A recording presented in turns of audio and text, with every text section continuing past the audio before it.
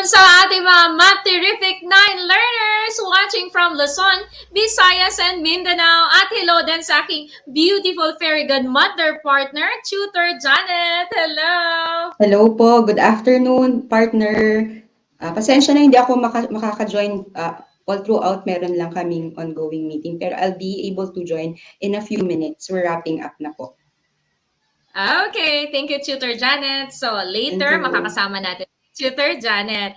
All right, so once again, great afternoon to all of you watching from Godfredo Reyes Senior National High School, SDO Camarines Sur. Hello po sa inyo dyan. Si Gwyneth Saira, good afternoon po. John Abling, grade 9 Excel, watching from SDO Ragay, Camarines Sur. Meron din naman tayo sa National High School Main, Depet Isabela, and grade 9 Eucalyptus. Good afternoon po.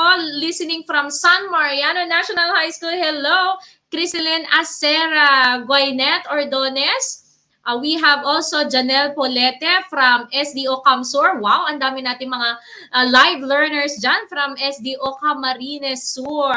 Siyempre, hindi rin mawawala ang aming suke from Luis Fed Gomez Diamantina National High School. Hello dyan sa Kabatuan, Isabela.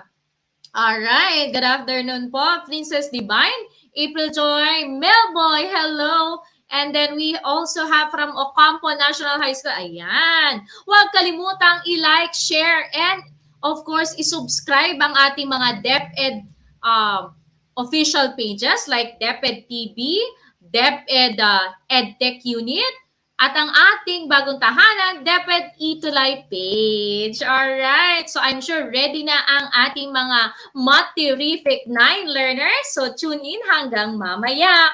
And once again, sa ating announcement, don't forget na meron po tayong pinapasagutang offline activity to check kung naintindihan nyo ba ang ating mga lessons and tutorials. Maaari po kayong mag-join using the quizzes. And syempre, from there, makikita natin kung sino ang ating math cutie of the weeks, no? Alright, so once again, we have here Itulay online tutorial from DepEd Itulay page. Tutor Angelique and Tutor Janet, ang inyong math lupit pero math bait na tutor.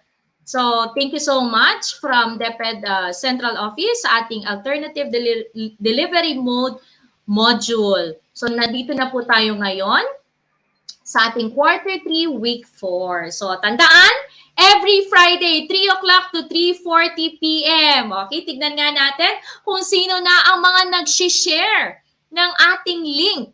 Ngayon naman, habang nakapost sa inyo ang ating screen, share and tag a friend. Alright, syempre, lalong-lalo na sa ating mga kababaihan. Dahil tayo ay nagsiselebrate ng Happy National Women's Month for this March. Because we all know we make change work for women. Syempre, meron tayong mga magagandang contributions. Hindi lang lalaki, kayang-kaya din ng mga babae. So, huwag kalimutan, Itulay online tutorial. Every Friday yan ha, 3 o'clock to 3:40 p.m. Sige nga, tignan nga natin kung sino ang nagtag. Tag and share. Alright, tag and share to your friends. Good afternoon po. Please like and share the session for today. Thank you so much, Sir Christopher. Tutor din natin for MAPI 7. Hello po. Ayan, from Diamantina. Don't forget to tag and share your friend. Ayan, nagtag na si Alisa Merel. Hello. Janelle Kion from SDO Camsur. Hello, Dari. Alright.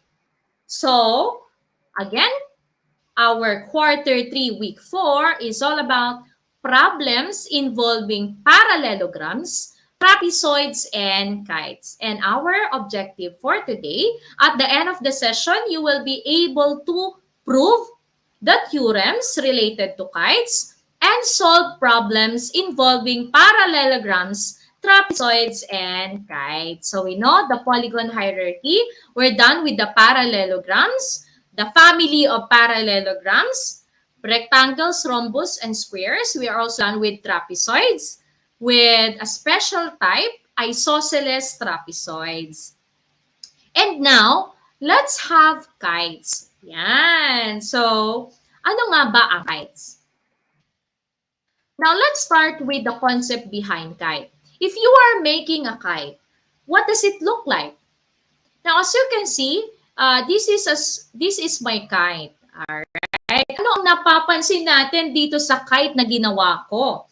So, we actually have measurements. And we have this kite, we can name it with the 4 letters, the vertices A, D, A, B, C, D. So this is a kite A, B, C, D. What have you noticed? Ano ang napapansin nyo sa side? Side AD is 125, side DC is 125. Side AB is 166, and side BC is 166 units. Tignan nga natin kung sino ang may sagot na. Thank you for tagging your friend. Okay, para hindi lang kayo ang matuto. Alright, Richelle Kulili. Hello. We also have here Angelica May Lorenzo. Now, from here, mapapansin natin that there are 2 pairs of consecutive sides which are congruent. And that is side AD, side DC. We also have side AB is congruent to side BC. Alright. What else? Ano pa ang napapansin natin?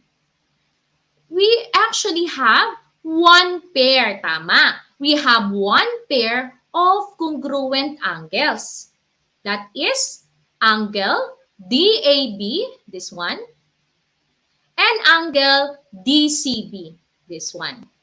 So there is 1 pair of congruent sides. And it's actually at the end of the shorter diagonal. Next.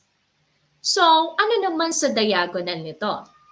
Now, let's summarize. So, you can play with your kite. You can make your kite and try to measure the sides. Does it have these properties? Okay. For the sides, there are 2 distinct pairs of consecutive sides that are congruent. For the angles, only 1 pair of opposite angles is congruent. And one of the diagonals, all right, this one, bisects the pair of non-congruent opposite angles of the kite, which we will share later on. And of course, ito yung medyo nakuha niya from rhombus. The diagonals of a kite are perpendicular. Alright, so mapapansin natin yan dito. Okay, so this is 90 degrees. This one is also 90 degrees. Why? Because the diagonals are perpendicular to each other. Alright, there you go. So 90, 90, 90 yung nandito po. Okay? Alright, tignan nga natin. Hello, Jessa. Hello, Lian and Charmaine. Don't forget, kapag meron tayong tanong, ilagay natin ang inyong sagot sa ating comment section. So, you can try. If you don't have any protractor, meron po tayong online tool, no? Online protractor. Okay, so we can measure. Now, from here, this is 115. This is also 115. This is the 1 pair of congruent angle, opposite angles which are congruent. Okay, so what else? These diagonals bisect. Okay, I'm going to change the color para makita natin. Okay, there you go. We'll have another color. Okay, in here. So this is another pair. Ibig sabihin, the diagonals, all right, this diagonal, the longest diagonal, bisect these opposite angles, no? But they are non-congruent. Meaning, if this is, let me say, this is 80 degrees, this one is 40, and this is also 40. Okay? Because the longer diagonal bisects the 2 opposite angles. If this is, let me say, 60, Then this one is 30 and 30 degrees. All right? So once again, let's rely on the definition of a kite. A kite is a quadrilateral with two distinct pairs of consecutive sides. Ayan. That are congruent. Ayan. Sino mahilig dito sa kite? Okay, that's actually our memory when we are still kids, di ba? Mahilig tayong magpalipad ng saranggola. Okay. So, actually, the two distinct pairs, no? The consecutive sides, pwedeng sa taas, dalawang pair sa taas, dalawang pair sa baba, ay congruent, no? Dalawang pair congruent, then dalawang pair sa baba, congruent. Now, in grade 9, we prove that we can prove the properties of a kite. For example, if a quadrilateral is a kite, then one of the diagonals, the longer diagonal, is a bisector of the other diagonal, which is the shorter diagonal. Ngayon, ipoprove natin if we have this kite A, B, C, D, all right? We need to prove that diagonal BD, this BD, okay, bisects the diagonal AC. How? We need the concept of triangle congruence. Okay? So we have here, ang ginawa natin, no? We need to divide the left and right into two triangles, and then also the upper part into two triangles. All right? Now, given kite ABCD, of course, we need to start with our given. Since our given is kite ABCD, we know that it has two distinct pairs of congruent consecutive sides. Ayan. So, nakikinig pa ba ang ating mga Math Terrific 9 learners? Okay, there you go. Next, so we already have AB is congruent to CB, this one. DA is congruent to DC. Okay. Ayan. Ano na lang kaya? Let's prove that these two triangles are congruent. What else is congruent? Sige nga, tignan natin. What else is congruent? Alright? Tignan natin sa mga comment section. Ano pa yung congruent so that we can prove that these two triangles are congruent?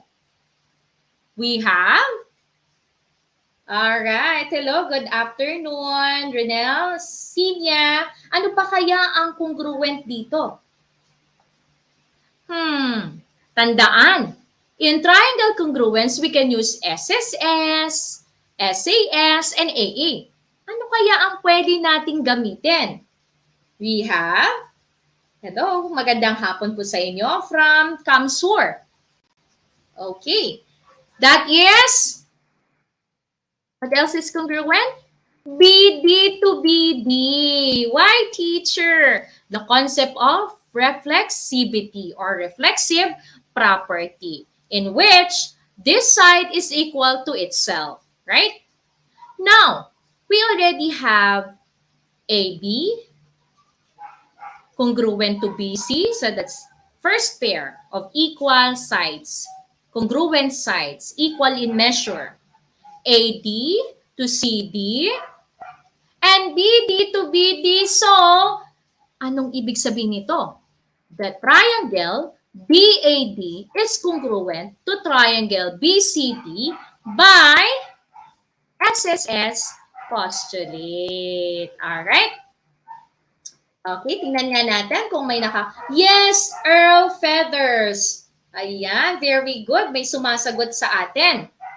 So, triangle BAD is congruent to triangle BCD.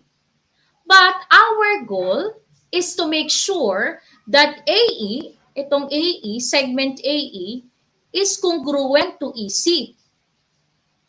Since congruent na itong left BAD and triangle BCD, therefore, we can use the CPCT, CPCTC. that the corresponding parts of congruent triangles are congruent. Alright, saan na yun? We can make use of angle ABD, this one, angle CBD. Alright, now, ito, papalakihan natin. Okay, let's make use of the upper two triangles. So we know that these are congruent. So the measures of angle ABD, we can say it is ABE also, is congruent to angle CBD, which is also angle CBE. No? When we zoom in. Okay, hello, good afternoon sa inyo. Ngayon, ano na lang? So, ibig sabihin, meron na tayong side AB, BC, another side AE, EC, because of reflexive property na, because of, we have here, sandali lang, ayun, we have, okay, erase ko lang to ha, para hindi kayo malito. Yan ang pinoprove natin. Side AC must be congruent to side AC to say that it is the diagonal, bisect the diagonal BD, bisects the diagonal AC. Ano pa ang kulang dito? Alright, meron na tayong side, meron na tayong angle, one angle pair. Ano pa ang kulang? Okay, that is BE, by reflexivity. Ayan, may nakasunod ba? Good job, nakakasunod sila. Thank you, Aweng, Nika, Janelle. So, BE is congruent to BE due to reflexivity. So, we have SAS.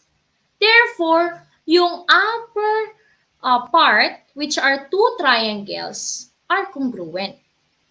So, if that is the case, no, the triangle, this triangle, ABE, no, right, or BAE, is congruent to triangle BCE by SAS postulate. Ayan, pakita lang natin ha.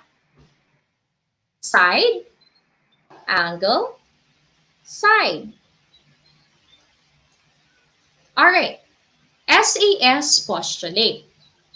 Now, because of that, ibig sabihin, yung corresponding parts ay also congruent then to the other parts. So, AE is also congruent to EC. Alright. Okay, so once again, because of CPCTC. Alright. So, we can say that the diagonal BD bisects the diagonal AC by the definition of segment bisector. So, we have proved that if a quadrilateral is a kite, then one of the diagonals, the longer diagonal, is a bisector of the shorter diagonal. Okay? Alright? Now, we can also prove, we can continue, no? From that reason and statement, we can use those reason and statement by triangle, by these two triangles, triangle BAE and triangle BCE. Angle BEA is also congruent to angle BEC. Okay, wow, ang gagaling naman ng ating mga estudyante, ng ating mga Math Terrific 9 learners, talagang nakikinig. The angle BEA is congruent to angle BEC by CPCTC, which means corresponding parts of congruent triangles are congruent. Ano pa? At napapansin natin that these actually form a linear pair. So, if it's a linear pair, no? So, pakita lang natin kanina, why is it in the form of linear pair? Yan, hinati ko lang yan sa dalawa. para makita natin kung ano ba yung two triangles which are congruent. So, drawing lang natin dito. Okay. So, this is B, and then A, and then C. Then, it is forming a linear pair.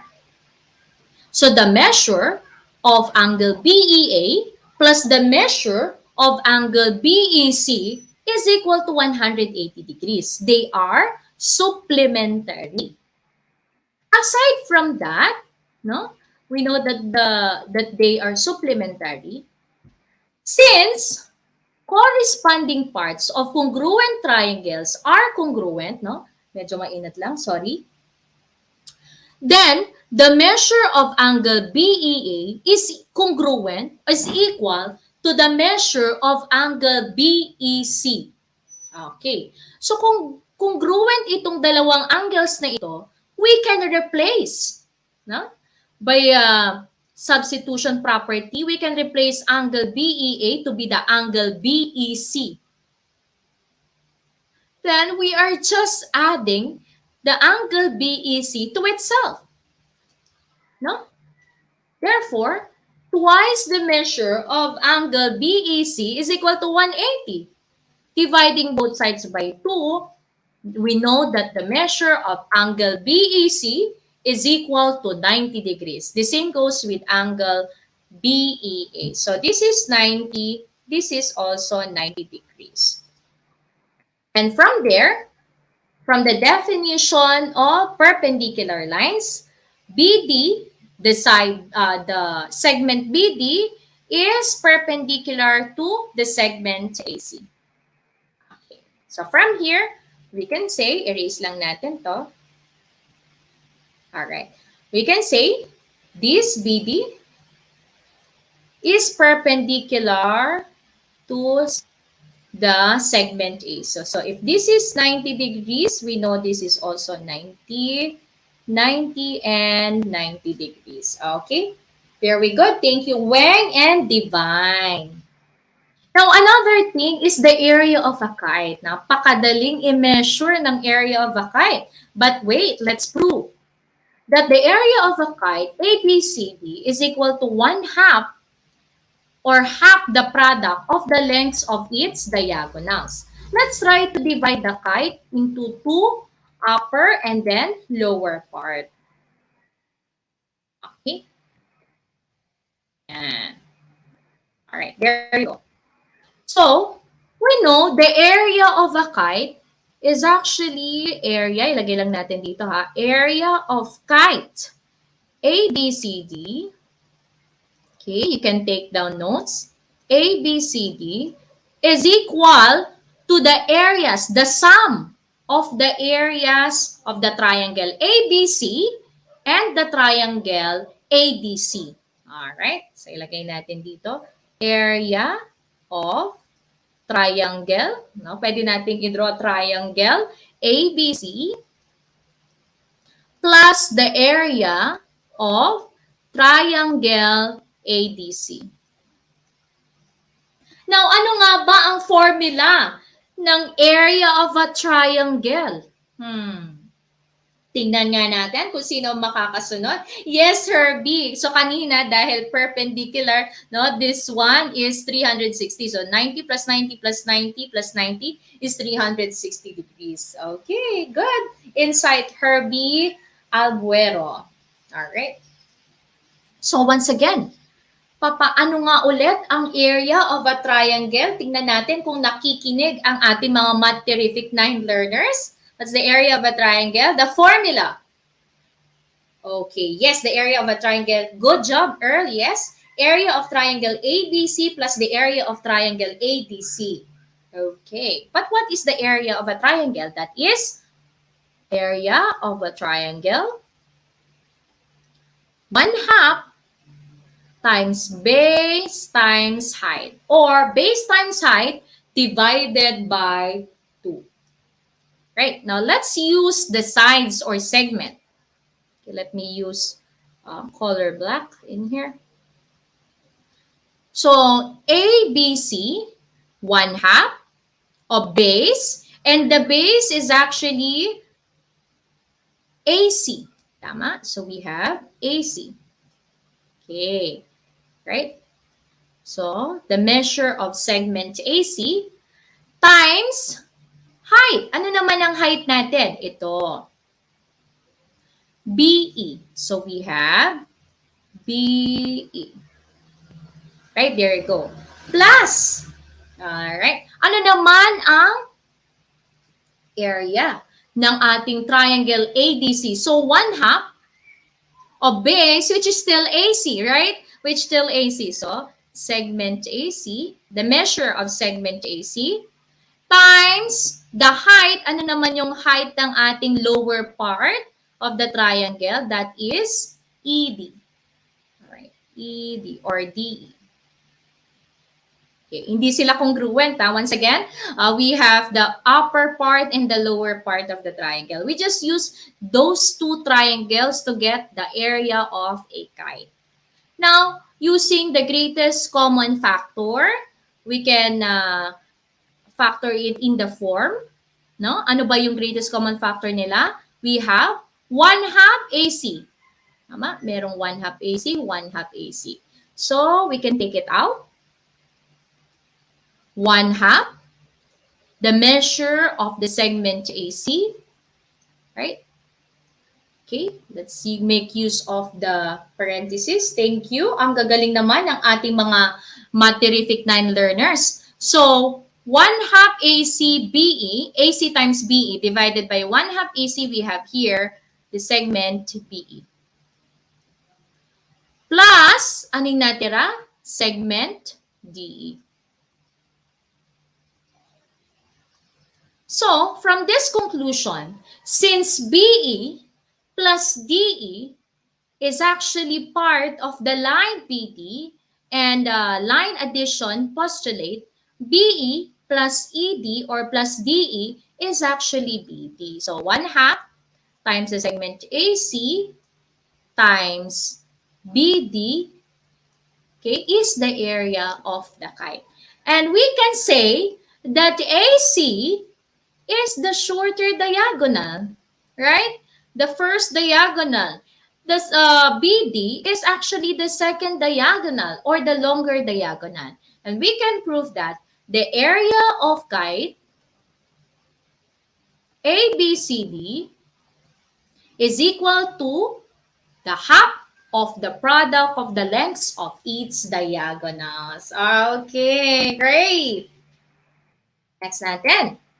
So, again, let's just summarize the properties of kites. Two distinct pairs of consecutive sides are congruent.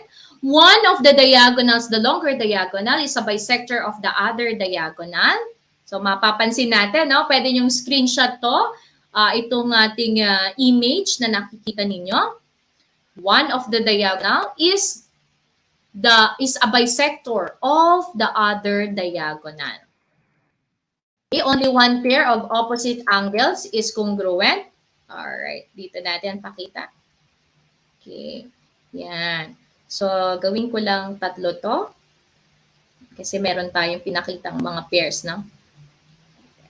Okay. And of course, one of the diagonals, longer diagonal, bisects the opposite angles of the kite. The diagonals are perpendicular to each other. And lastly, the area of a kite is half the product of the lengths of its diagonals. Alright, sige nga, mag-exercise tayo. Alright, nandyan na ba si Tutor Janet? Tingnan nga muna natin. Hello?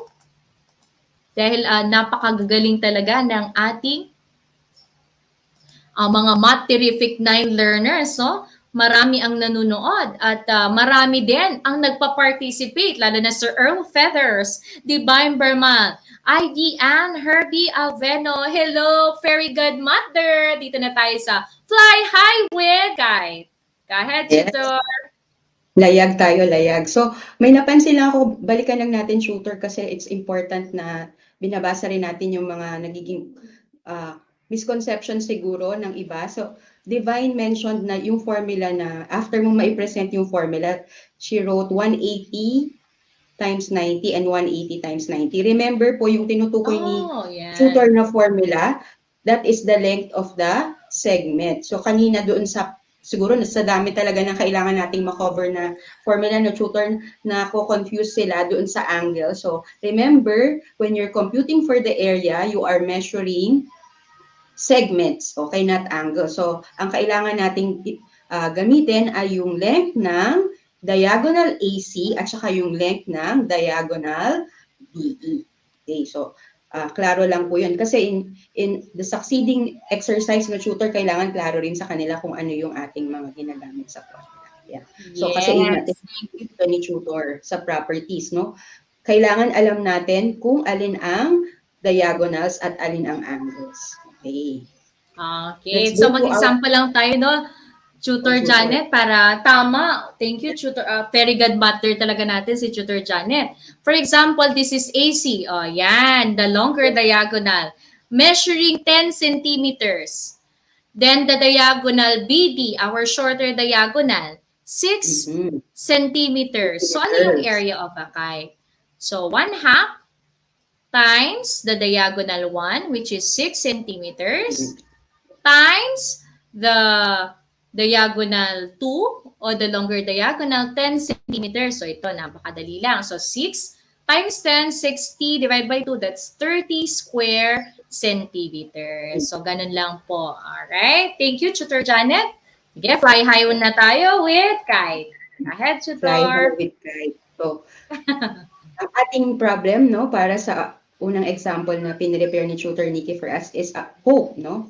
Since tayo talaga ay umaasa na sa pagbabalik natin sa normal, no? Kami lang kanina nag-meeting po kami about possible limited face-to-face classes. So let's hope for that. And hope here, okay, nakikita po ninyo sa bandang kanan, is a kite. No? Quadrilateral hope is a kite with OP measuring x. Okay, so distance OP or length of OP is x, while the length of its opposite side, obviously hindi siya congruent kasi meron tayong longer side, HE. So the length of HE is 5x.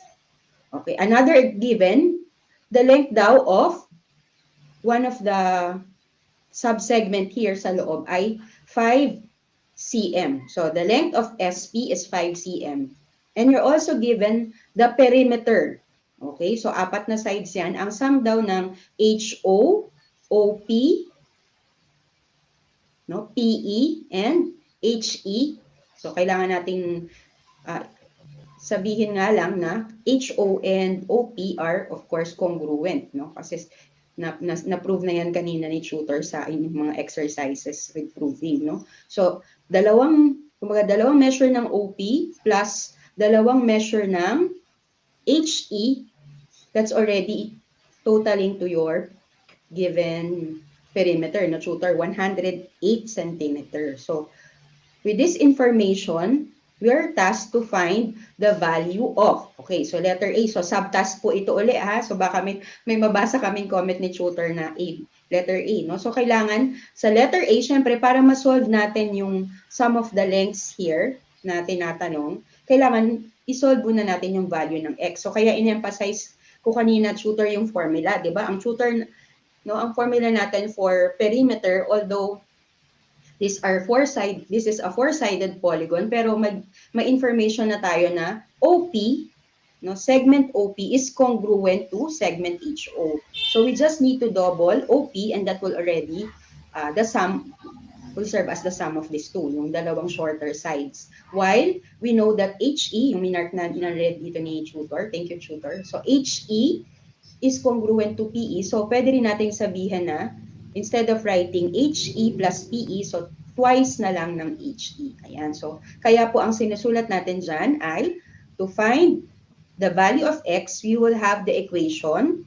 So, let's formulate the equation. So, 108, which is the perimeter, is equal to, okay, twice the length of OP. And OP is pinlog in na ni tutor as x. So, 2x plus, okay, kunin naman natin yung sum ng HP and PE, but since they're equal, so 2 times, okay, yan, 2 times 5x, or simply, lalagay ni tutor yung mga segments, no?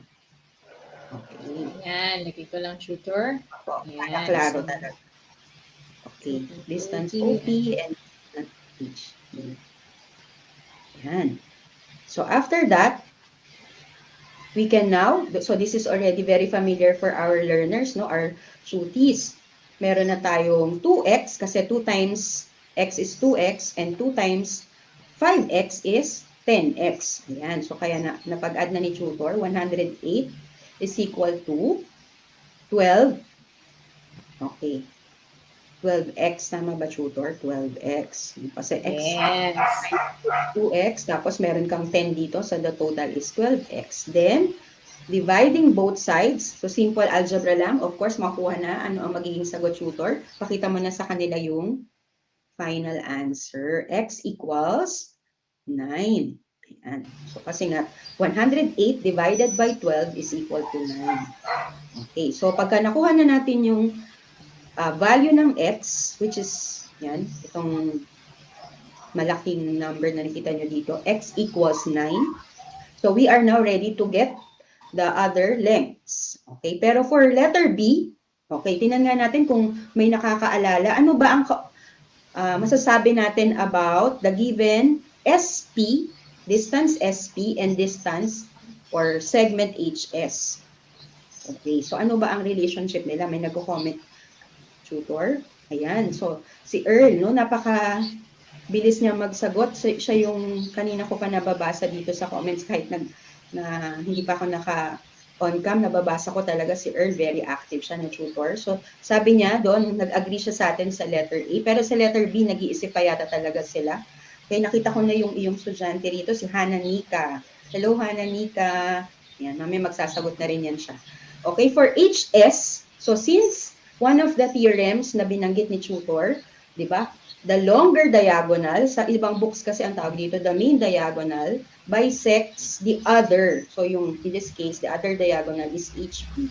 So it follows that S is the midpoint of HP. So kung ang SP ay 5, so ano ang ating segment HS? It's also equal to 5 centimeters. Okay, so our answer here, so the length of HS or kung hinihingi lang ay ano, okay, 5 centimeters. And then, ano pa yung isa? Yan. So, kailangan na natin ngayong mag-plug in uli kasi PE. So, segment PE is equal to 9 times or rather 5 times 9. So, ang tamang pagpa-plug in ay 5 times 9. So, ang tamang sagot shooter ay okay, very good tayo dyan. And may mga humahabol din, no? Medyo siguro na di-delay lang yung dating ng video natin sa kanila. Pero I think Earl again got the correct answer for letter B. Sabi niya, 5 centimeters daw ang HS. At nag-agree naman si Ophelia. Thank you, Earl and Ophelia. Ayan, humahabol na rin ang iyong napakagandang mini-me dati, no? Si Hana Nika. So sa letter D, ang tinatanong ay OH na po. So sana humabal kayo for OH. So sino naman ang kapareho ng OH? Kung HE is 45, same with ating sinolve kanina lang, PE na 45. Okay. Ano naman ang length ng OH? And nagsasagot na rin si Crystal May. Nakita ko dito, tutor. Ayan. Nag-agree sila sa atin sa letter C. Walang palya. Lumalayag talaga ang ating mga math terrific tutors, no? Nagbibigay talaga sila ng tamang sagot sa letter C. At si Crystal May Rica Franca, nagsagot na siya, OH is equal to 9 centimeters. Bakit kaya 9 centimeters ang naging sagot ni Crystal May Rica Franca? Ayan. Kasi, at si John Darrell nag-agree din, tutor, 9 daw. Ayan. Kasi obvious naman sa markings, kung ano yung value ng x, yun din ang length ng OH. So therefore, if x is 9, so we just have to input the unit. So distance OH or the length of OH is 9 centimeter. At ang dami nilang nakatamang sagot, shooter. Too many to mention. Ayan, very good talagang ating mga shooties. Nakakatuwa. So, meron na tayo ditong mga tips, no? Since nakapagbigay ng mga dalawang example na si Tutor Nikki, ang ating napakaganda in orange. Orange yan, partner. Yan. So, tingnan natin yung mga binigay na tips na talaga naman universally sinusunod natin yan kahit nung estudyante pa ako, alam ko talaga meron kaming acronym dyan. Sorry. First, it's important for us to represent. So after, of course, thoroughly reading the problem, so kailangan i-represent natin yung unknown.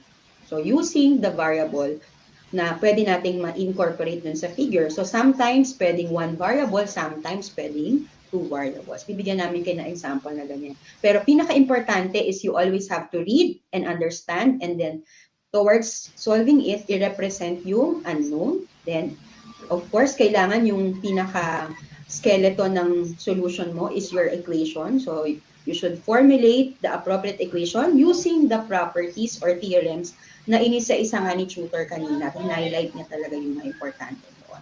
Thank you, tutor, for giving us a more visual representation of all those theorems na kailangan naming tandaan when we are solving problems and their related theorems. Okay. Then, of course, S stands for, yan na, pinaka-importante is to solve. Hindi ka mag-stop sa equation. You have to solve the problem, or you have to kung yun nga, kung linear equation siya, mag-apply ng addition property, division property, whatever property of equality that will simplify your equation and therefore helping you solve for the unknown. And then, of course, kailangan may A yan. So, syempre problem yan. You have to answer what is asked in the problem. It's not enough to solve for, let's say, dun sa example natin kanina, solve for X. It's not enough to solve for X, but check again the problem kung ano yung hinihingi. Answer the question. Probably better, no, tutor? Ang naalala ko yung math second year teacher ko, kailangan daw answer sentence. So, kailangan kung hinihingi, you have to answer the question in a complete sentence. Full Because sentence. You answer the question. Yan. So, sabi ni Earl, yan. Very good, Earl. In just one line, sinabi niya, represent, equate, solve, answer. Ayan. So, tutor, yan, parallelogram. Okay, sige, basahin ko na, tutor. For the exercise number 1, given the parallelogram at the right with indicated measures of its sides, solve for the values of x and y. Also, solve for the perimeter. So, again, let's start with letter R, represent. Actually, from here, we do have representations na, tutor, no? Okay. Opo. So, kailangan Okay, lang natin, kailangan lang natin, tutor, i-remind sa kanila na sa problem na to, kasi may guide na tayo sa figure, we are saying that this is a parallelogram.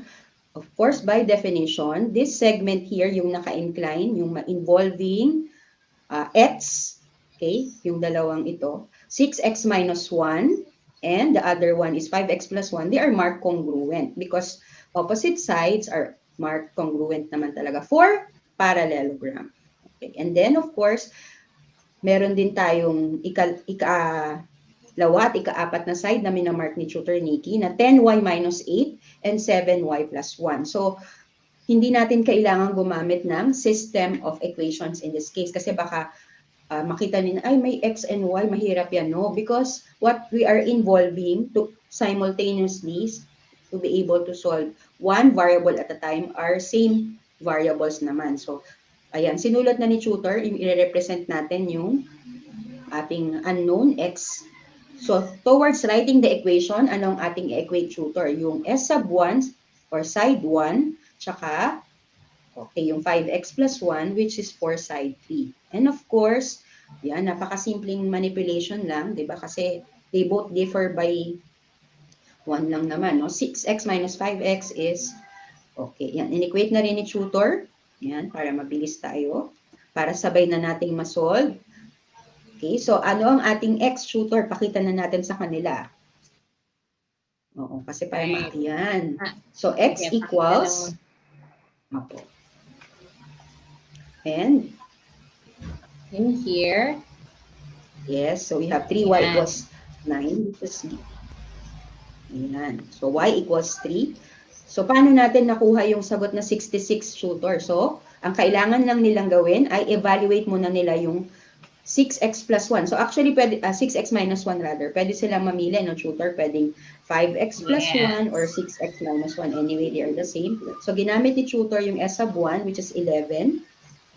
So the longer side, yung horizontal side is 22. Okay, so therefore, using the formula for perimeter, so side 1 plus side 2 plus side 3 plus side 4, 11 yon, dalawang 11. So plus dalawang 22 rin for side 2 and side 4. The sum of that is equal to 66 units. So the final answer, the perimeter of our parallelogram is 66 units. Ayan. Meron pa tutor, no? Yeah. Yes. Next, trapezoid naman tayo, tutor. Given the trapezoid ABCD at the right as marked, find the lengths of the median and the upper base. Now, let's, and then explain your answer. Okay. So, remember, sige po, go ahead, tutor. Ayan. So, remember dito sa ating discussion last week, di ba? By definition, EF is the median of trapezoid ABCD. So, ano ang ating unang theorem na pinrove about trapezoid, no? Generally, all trapezoid. That the median, the formula for the median is, it's the average, okay, of the two parallel sides. So, ang parallel sides natin lagi ay yung ang mga bases. So, therefore, the formula for EF, which is the median, is equal to 1/2 of the sum. Average kasi, 1/2 of the sum of the two given bases. Okay, but since ang ating mga variable ay nag-exist hindi lang sa EF, so meron din tayo. So, kailangan nating gawin yung sinabi natin kanina. So, we have to write an equation for that. Okay?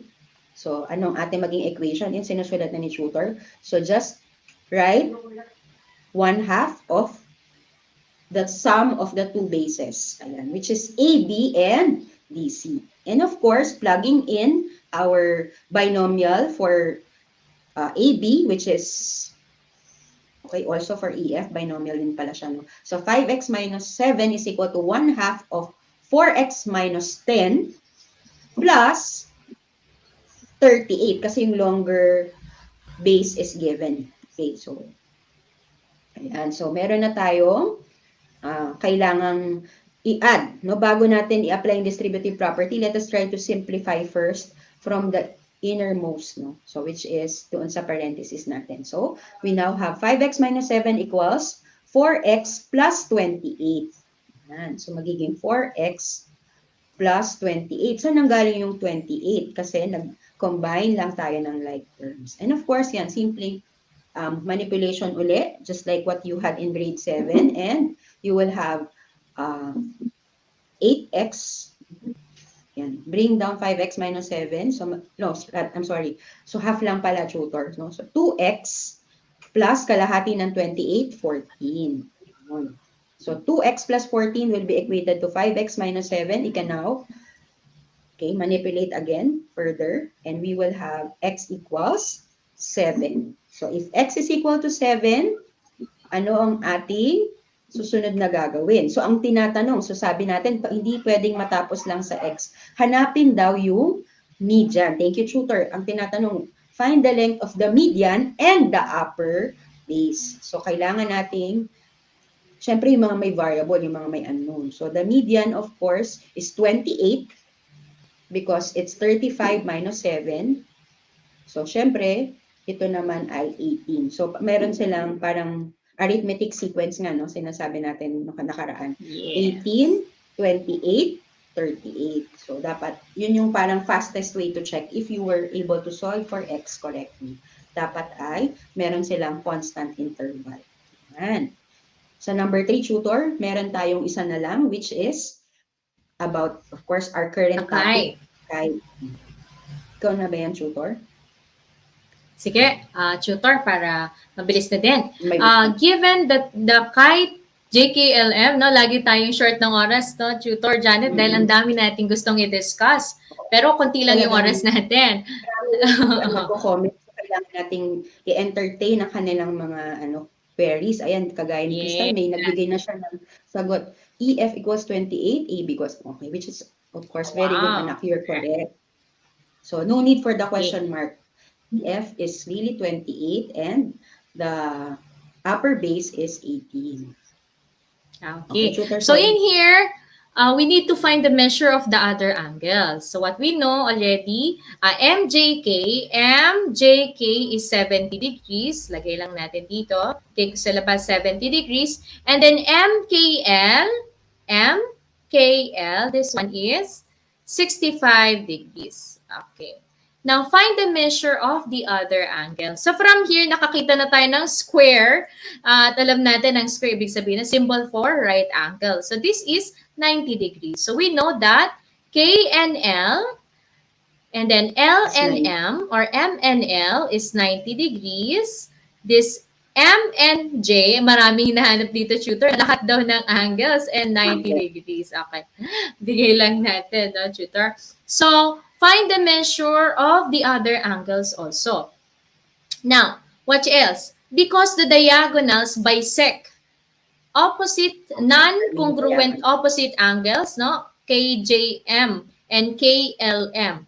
Therefore, ito po ay 70 35. divided by 2. So we know this is 35 and 35 degrees. Okay. Now from here, meron tayong maliliit na triangle. O pwede na, from this relationship, makikita na rin natin yung measure nito, no? Tutor Janet?